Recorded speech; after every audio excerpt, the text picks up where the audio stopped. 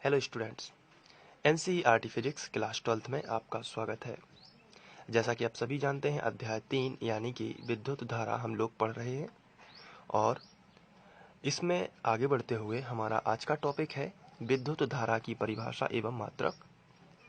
इसके पहले हम लोग पढ़ चुके हैं विद्युत धारा का प्रवाह कैसे होता है और आज का हमारा टॉपिक है विद्युत धारा का मात्रक एवं सूत्र। तो हम इसको बहुत ही अच्छे से पढ़ेंगे और इसके बाद इसके जो नोट्स बनाए गए हैं वो मैं आपको दूंगा, जो कुछ इस प्रकार से हैं। तो आइए सबसे पहले हम विस्तार से देखते हैं। जैसे हमारे पास कोई चालक A है और कोई दूसरा चालक B है। चालक A को धनात्मक विभव पर रखते हैं, यानी कि इसको धन आवेश दिया जाता है, और चालक B को ऋणात्मक विभव पर रखते हैं। इसका मतलब ये है कि इसे ऋण आवेश दिया जाता है। अब दोनों चालकों को किसी चालक तार के माध्यम से जोड़ दिया जाता है, कुछ इस तरीके से। तो जैसे ही हम इन्हें जोड़ते हैं तो हम पढ़ चुके हैं कि आवेश हमेशा उच्च विभव से निम्न विभव की ओर जाता है। तो आवेश, ध्यान रखना है, कौन जाता है? आवेश यानी Q। तो आवेश हमेशा धन से ऋण की ओर यानी प्लस से माइनस की ओर जाता है। ये आप अपने दिमाग में क्लियर कीजिए। आवेश हमेशा प्लस से माइनस की तरफ जाता है, लेकिन इलेक्ट्रॉन हमेशा माइनस से प्लस की ओर जाता है। क्या जाता है? इलेक्ट्रॉन कहाँ से? माइनस से। कहाँ की ओर? प्लस की ओर। तो ये बातें आपको पता होनी चाहिए। आवेश हमेशा उच्च विभव से निम्न विभव की ओर बहता है।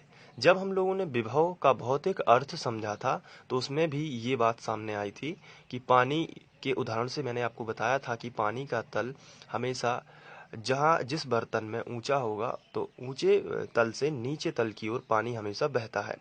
तो उसी थ्योरी को आधार मानकर हमने विभव के बारे में पढ़ा था, और यहाँ पे जो धन आवेश होता है वो उच्च विभव माना जाता है। तो धन आवेश से यानी कि उच्च विभव से निम्न विभव की ओर आवेश सदैव बहता है, और इलेक्ट्रॉन हमेशा निम्न विभव से उच्च विभव की ओर जाते हैं। और इसका कारण हम लोगों ने जस्ट इसके पहले जो पढ़ा हुआ है उसमें देखा है कि इलेक्ट्रॉन या विद्युत धारा कैसे बहती है। तो यहाँ पे होता क्या है कि ये इलेक्ट्रॉन जो हैं, जहाँ पर माइनस होता है वहाँ पर इलेक्ट्रॉन की अधिकता होती है, जहाँ पर प्लस होता है वहाँ पर इलेक्ट्रॉन की कमी होती है।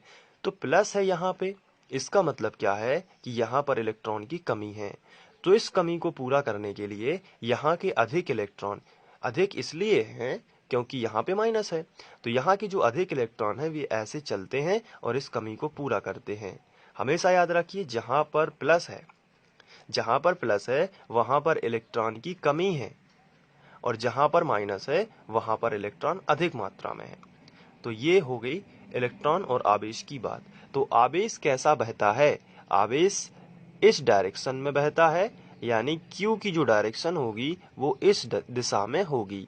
लेकिन इलेक्ट्रॉन कैसे बहता है? इस डायरेक्शन में। तो ये दोनों की दिशाएं हैं। लेकिन विद्युत धारा यानी कि इलेक्ट्रिक करंट आखिर है क्या? क्या वो इलेक्ट्रॉन से रिप्रेजेंट करेंगे या फिर आवेश से रिप्रेजेंट करेंगे? तो इसका आंसर है आपको आवेश से रिप्रेजेंट करना होगा। कहने का मतलब है आवेश से याद करना होगा। तो देखिए कैसे। विद्युत धारा क्या है? आवेश प्रवाह की दर ही है। बस एक सिंपल सी बात, आवेश प्रवाह की दर। तो अब आप ये सोच रहे होंगे कि आवेश प्रवाह की जो दर है उसका मतलब क्या है। तो आइए देखते हैं। आवेश प्रवाह की दर है, जैसे हम इस तार की बात करें तो इस तार को यदि हम नजदीक से देखेंगे, अगर हम इतना हिस्सा बस देखना चाहें तो हमें दिखेगा कुछ इस प्रकार। ये तार यानी कि तार होता है बेलनाकार। चूंकि यहाँ पे हमने केवल इतने हिस्से को जूम करके देखा है, या हम कहें सूक्ष्मदर्शी की सहायता से देखा है, कहने का मतलब है बहुत पास से देखा है, तो वो कुछ इस तरीके से दिखाई देगा। तो इस तरीके से देखने का मतलब क्या है? अब आवेश इसमें चलते हैं अंदर इस तरीके से, ये देखिए, ये क्यू ऐसे इस तार में से चलते हैं, जैसा कि हम यहाँ पे देख रहे थे। बहुत ही सिंपल शब्दों में आप समझ लीजिए इसको।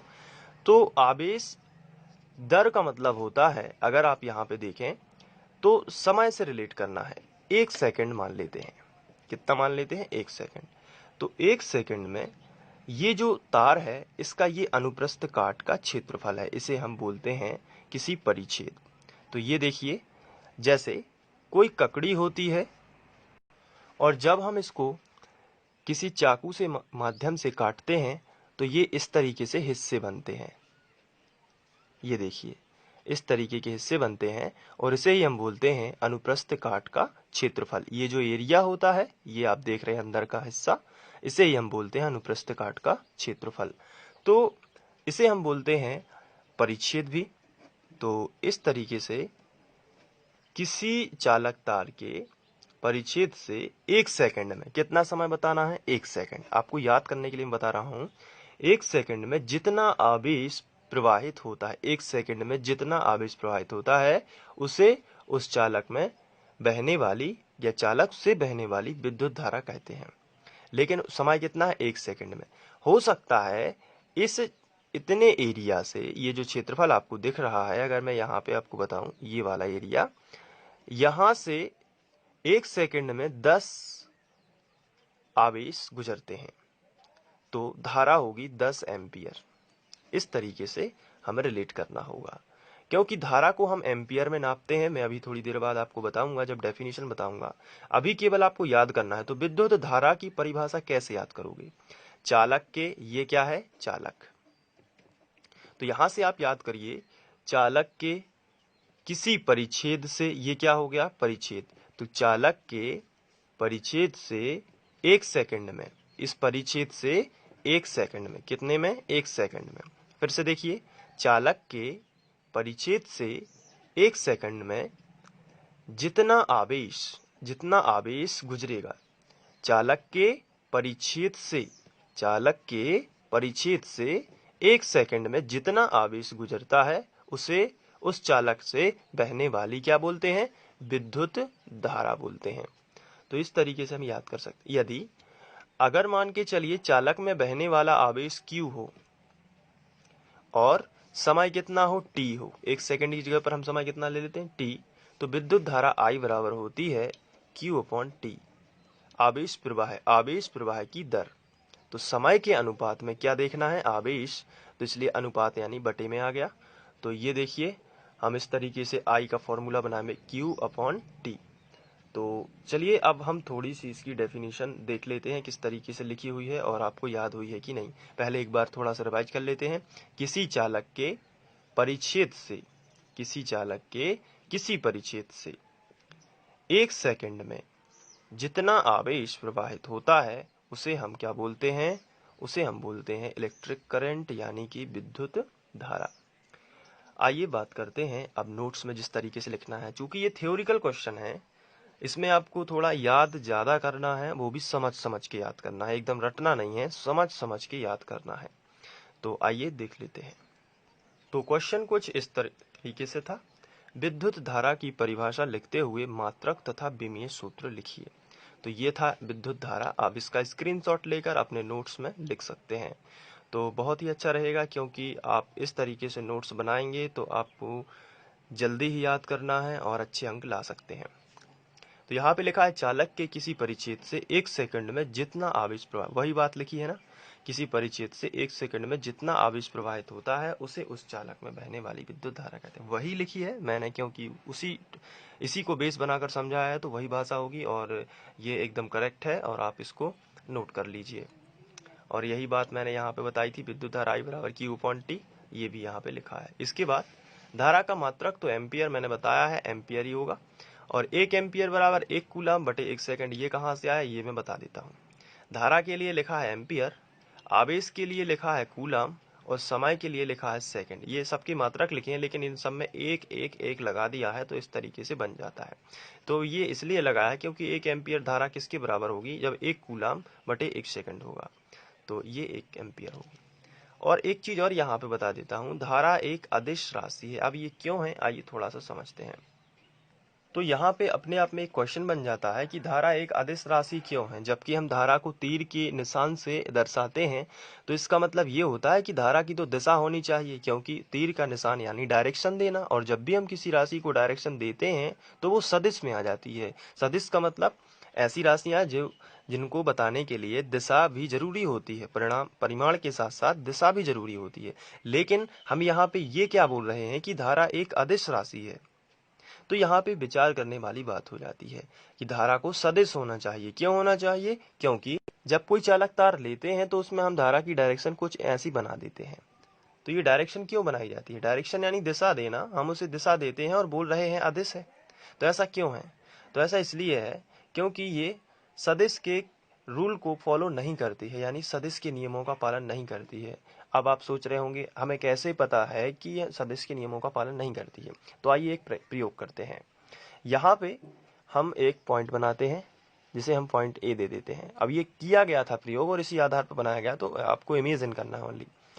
यहाँ पे 4 एम्पियर की धारा आ रही है और यहाँ पे 3 एम्पियर की धारा आ रही है। ए पॉइंट पर यहाँ पे नाप की धारा आ रही है। इसकी डायरेक्शन और इसकी दोनों एक दूसरे के विपरीत हैं।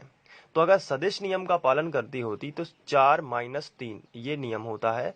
इसकी दिशा ये है तो इसे हम धनात्मक मान लेते हैं, जबकि इसकी अपोजिट है तो इसे ऋणात्मक मानते हैं, यानी माइनस करते हैं। तो कितने एम्पियर की धारा इस टर्मिनल से यहाँ जानी चाहिए? 1 एम्पियर की। 1 एम्पियर की धारा यहाँ से जानी चाहिए। लेकिन जब यहाँ पे नापने वाला यंत्र लगाया गया और धारा मापी से हमने जब धारा नापी तो हमें मिली 7 एम्पियर। तो इसका मतलब ये है कि ये तो इसका एडिशन हो गया, यानी कि ये तो दोनों जुड़ गए और ये सदिश नियम का पालन नहीं किया इसने। सदिश का मतलब इसने दिशाओं के बारे में नहीं देखा कि यहाँ पे इसके अपोजिट है, तो दिशा अगर विपरीत है तो ये घट जाना चाहिए, लेकिन ये तो जुड़ गई। इसलिए ये धारा अदिश राशि है, क्योंकि ये सदिश के नियमों का पालन नहीं करती। इसे दिशा, भले इसकी दिशा दी जाती है, लेकिन ये दिशा के नियमों का पालन नहीं करती, इसलिए ये अदिश है। तो एक छोटी सी लाइन थी, अदिश राशि क्यों है, तो ये भी आप समझ गए होंगे। तो अब आप स्क्रीनशॉट ले लीजिए इन सभी चीज़ों का। और मैंने यहाँ पे आपको बताया था कि ये विद्युत धारा और इसके बाद ये है धारा का मात्रक।